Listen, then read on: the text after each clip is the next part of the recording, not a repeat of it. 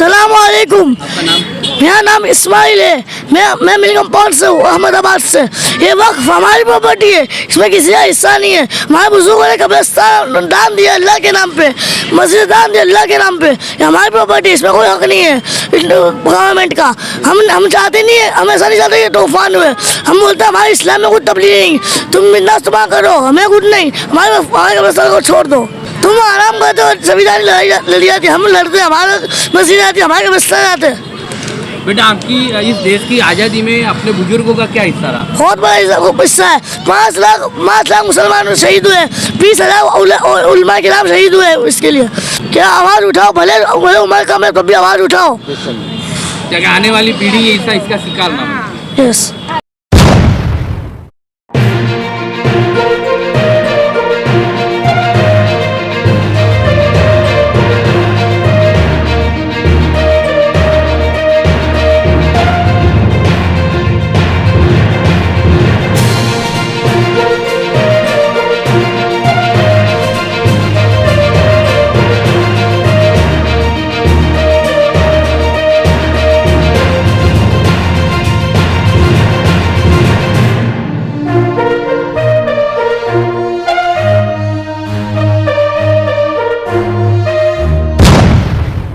Sir, क्या कहोगे आज एक मानव साइकिल के रूप में तमाम लोग हिंदू मुस्लिम एक ही जो है नेहरू ब्रिज पर निकले और कंधे से कंधा मिलाकर इस बिल का विरोध किया?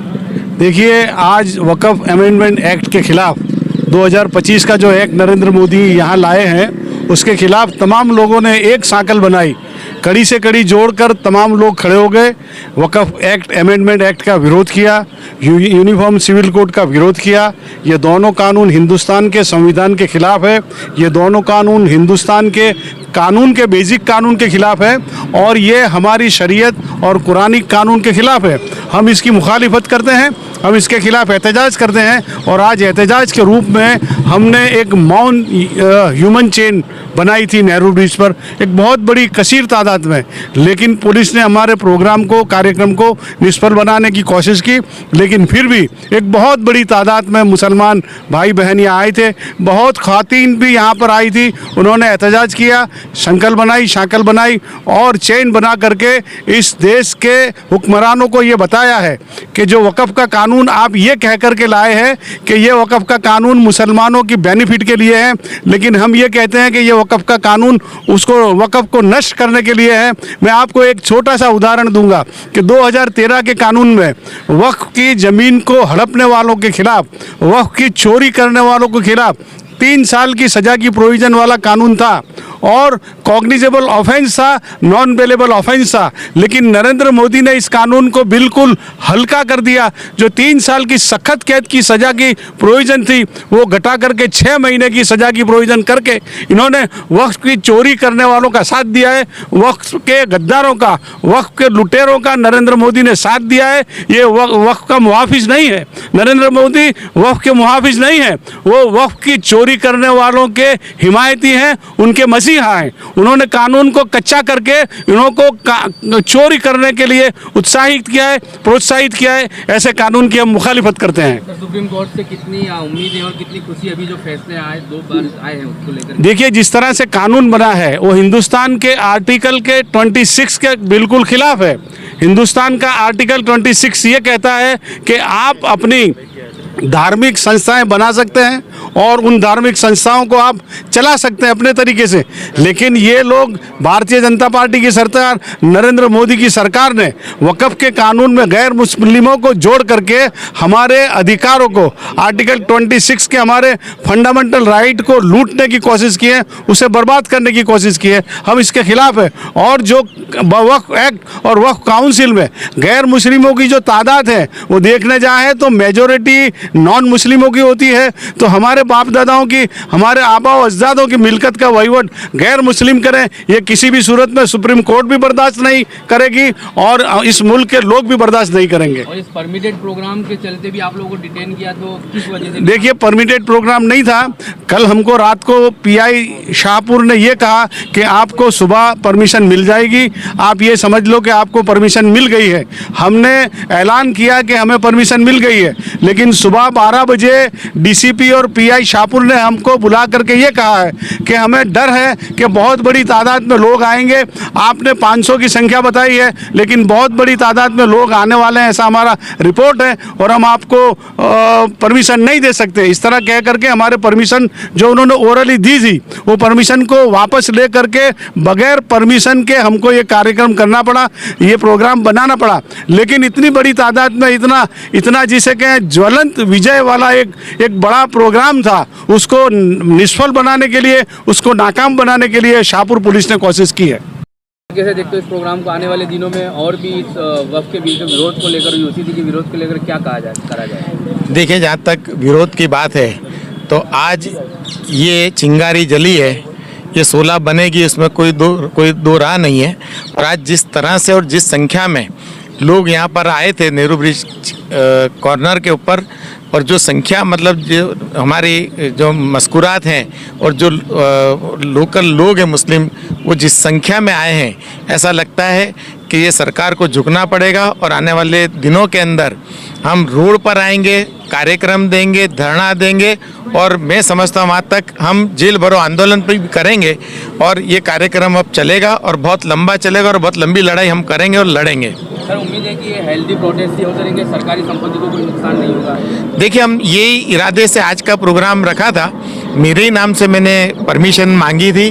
कल रात को मुझे 2 बजे तक पुलिस ने बुलाए रखा, बातें की, नेगोशिएशन किया, और मुझे सुबह ये कहा कि भाई सुबह आप आ जाओ, 10 बजे आपको परमिशन मिल जाएगी। पर जब मैं सुबह उठा हूँ और मुझे फ़ोन डीसीपी का आया कि भाई आपको बुला रहे हैं, मैं जब उनके पास गया तो उन्होंने ये कहा कि हम परमिशन नहीं दे रहे हैं। तो मैंने कहा देखो साहब, अगर परमिशन दोगे तब भी रैली निकलेगी, नहीं दोगे तब भी निकलेगी। अच्छा ये लगेगा कि आप परमिशन दो, पर उसके बावजूद भी उन्होंने परमिशन नहीं दी और हमें ना छूट के ये प्रोग्राम आज करना पड़ा। और देखिए, जैसे जब लोगों के आने की आमद आने शुरू हुई, उसी वक्त वहाँ हमको डिटेन कर देने में आया और यहाँ ले जाकर स्टेडियम में बिठा देने में आया और इस प्रोग्राम को निष्फल बनाने की कोशिश की। पर अल्हम्दुलिल्लाह पब्लिक इतनी आई, लोग इतने आए कि ये प्रोग्राम कामयाब रहा और अच्छे से अच्छी संख्या टाइम सर मुस्लिम जो जागरूक लोग थे वहाँ पहुँच गए थे। सर, ये प्रोग्राम में एक खासियत ये भी देखी गई कि पहला ही प्रोग्राम होगा जिसमें महिलाओं ने बड़ी तादाद में हिस्सा लिया। बेशक जितने मतलब हमारे मर्द थे, इतनी ख्वातीन थी। और ये एक अच्छा मैसेज इसलिए गया है कि ये मोदी सरकार ऐसा कह रही है कि हम ये जो यूनिफॉर्म सिविल कोड ला रहे हैं वो औरतों के लिए, उनको बचाने के लिए ला रहे हैं। तो हमारी औरतें ये कह रही हैं कि हमको ये कानून मंजूर नहीं है, और जिसका देखा उन लोगों ने रोड पर आकर किया है। तो ये एक अच्छी मिसाल मतलब उन्होंने अपने तरफ से दी है, और ये मोदी सरकार को अल्टीमेटम दिया है कि हम तेरा यूनिफॉर्म सिविल कोड नहीं मानेंगे। तो फिर वो औरतें कौन है जो समर्थन में आती है? पता नहीं, वो 2-4 उनके जैसे आपने देखा होगा नरेंद्र मोदी के पास दाऊदी वोरा पहुंच गए थे, और जिन्होंने ये कहा कि ये यूनिफॉर्म सिविल कोड बहुत अच्छा है और इससे बहुत फ़ायदे होंगे, ऐसी औरतें भी वहां पर पहुंच जाएगी। और कुछ बीजेपी के जो मतलब क्या कह सकते दलाल हैं, जो मुस्लिम दलाल हैं, वो लोग निकल रहे हैं कि ये यूनिफॉर्म सिविल कोड बहुत अच्छा है और इसको आप स्वीकारो।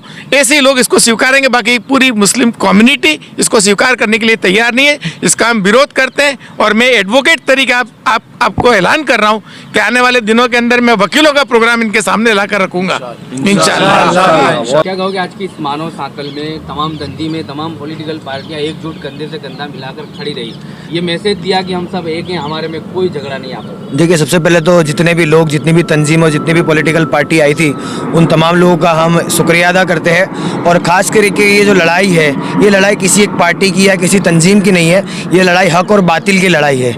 इसके अंदर ये देखा गया है कि यूनिफॉर्म सिविल कोड जो लाया जा रहा है ये सीधा शरीयत पर अटैक है। वक़फ़ एक्ट जो लाया जा रहा है वो औकाफ मतलब जो अल्लाह की मिल्कियत है उस पर अटैक है। हम आपके माध्यम से देश के तमाम इंसाफ पसंद लोगों को और ख़ास करके मुसलमानों को ये मैसेज देना चाहेंगे कि जब माल और जान जान पे आती है तो आपको जान बचानी है, माल को छोड़ देना है, और जब जान और ईमान पे आती है तो आपको ईमान बचाना है, जान भले जाती है। आज ही के दिन दिल्ली के अंदर हमारे नेशनल वाइस प्रेसिडेंट शफी साहब ने भी ऐलान किया है कि अगर all India Muslim personal law board ये ऐलान करेगा कि भाई अगर रोड पे उतर के डेमोक्रेटिक तरीके से, जमहूरी तरीके से अगर जान भी देनी पड़ी तो हम पीसफुल तरीके से जान भी दे देंगे, लेकिन वक्फ एक्ट और यूसीसी जैसे एक्ट को कभी कबूल नहीं करेंगे और इसके खिलाफ जितनी भी लीगल लड़ाई है वो लड़ते रहेंगे। आपका जो महिला विंग से एसडीपीआई का, वो भी इस महिला साइकिल में जुड़ा था? बिल्कुल, वुमेन्स इंडिया मूवमेंट जो हमारी महिला विंग है उसके अंदर से हमारी इरशाद भाई के घर से जो है, जो गुजरात की बॉडी में है, उसके अलावा हमारे प्रेसिडेंट एडवोकेट साहब वो भी आए थे,